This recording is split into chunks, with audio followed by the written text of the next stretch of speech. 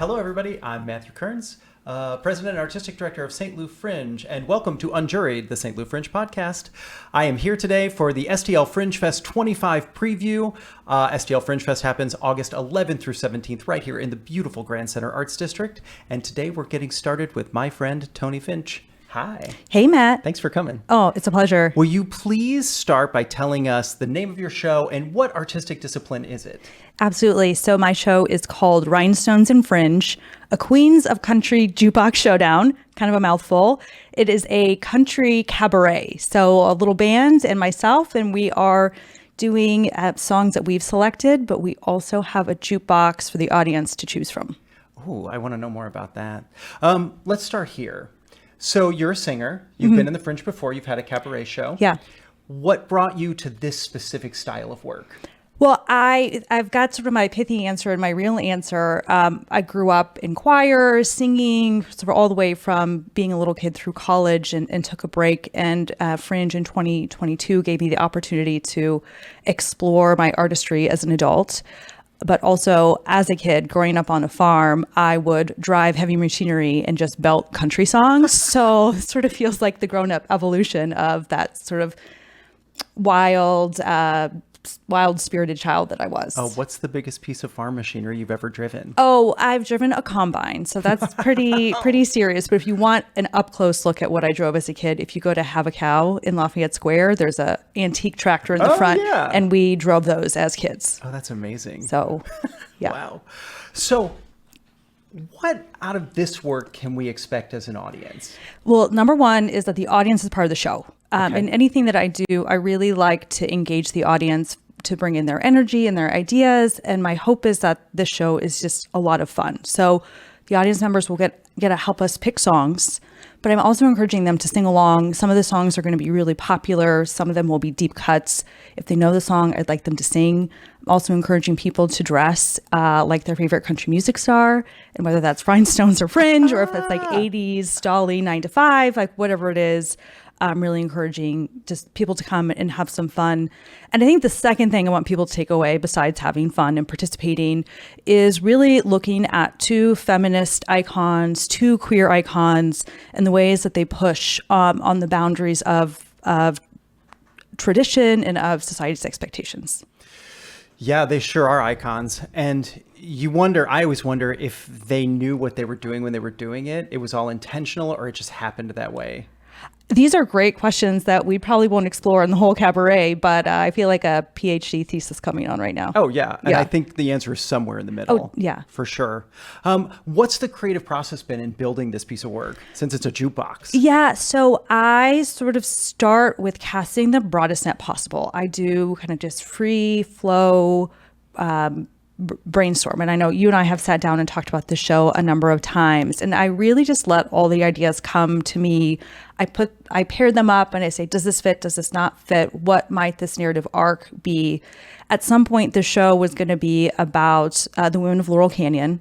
At some point, it was going to be exploring themes of complicity in sort of our political climate.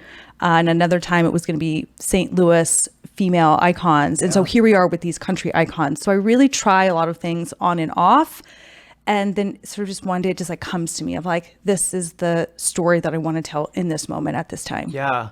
If you had to say the important understandings, takeaways from this at the end of the day for an audience member, what do you think?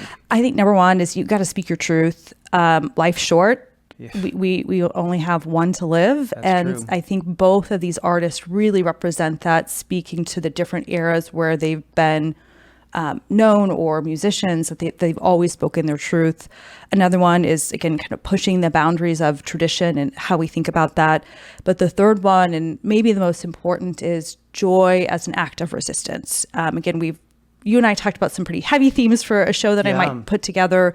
And we all have to take time to rest and be joyful, to fuel up for whatever is facing us personally or beyond. And so that is why this show is a little more lighthearted. So when my BFF's daughter was young, she told us that she wanted to be an astronaut.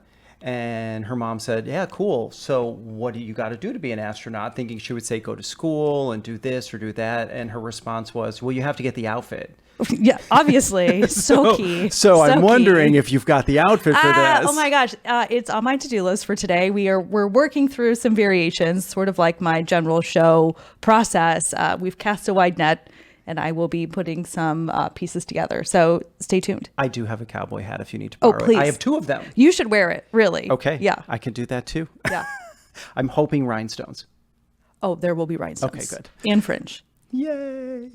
As an artist on the Fringe, I ask this every year because I want to know, what advice would you give to somebody who feels like they have a story to tell? They feel like they're stuck. They don't want to do it. They're scared. They've never done it before. What's your advice to somebody to get to one of these stages here at the Fringe Fest? I love this question, and I feel that this is who I was in 2022. And Matt, you were such a big part of this for me. But I have kind of 4 pieces of advice for people. And the first thing is to think about your why. For my first Fringe show, I was really processing sort of the onslaught of legal challenges facing abortion, reproductive health care. Yeah. And the show was a way for me to put my story and my emotions and my life journey as an advocate together in a piece of art and to share it with people in an unexpected way. So I think really knowing why you're telling your story is super important. I think the second one, I would say find a cheerleader. So we all have that person in our corner who sees the best in us. They always see the silver lining, and we need to keep those people close to us at all times. So you got to find your cheerleader. Second or third one is go out and see art.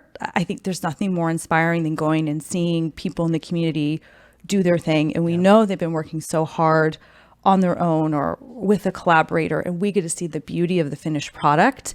And I just think that that's always so inspiring and just so great to support a community. And then the fourth one is just, by putting something on the calendar, a little bit of a deadline can sometimes inspire you to get through that, place of being stuck, because people are expecting you, and you can either show up and be ready, or you can keep procrastinating. And that's maybe not the most inspirational thought, but sometimes you just gotta have a show date. No, it is actually a great piece of thought, because we will get tripped up in front of ourselves, and we'll be the stopgap to getting something done. And one day we go, you know what, I'm just gonna do it.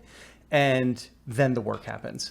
Exactly. It's the strangest thing, but most of the time I've experienced in my 10 years of being in charge of this organization, many people finally come to it and say, I just stopped. I just allowed myself to do it, finally. Yeah. Yeah, I love that. So great.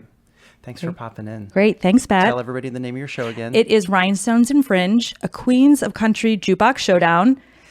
And the Fringe Festival is August 11th through 17th. You can get tickets at stlfringe.org, and you can get festival passes too. We'll be back in a few.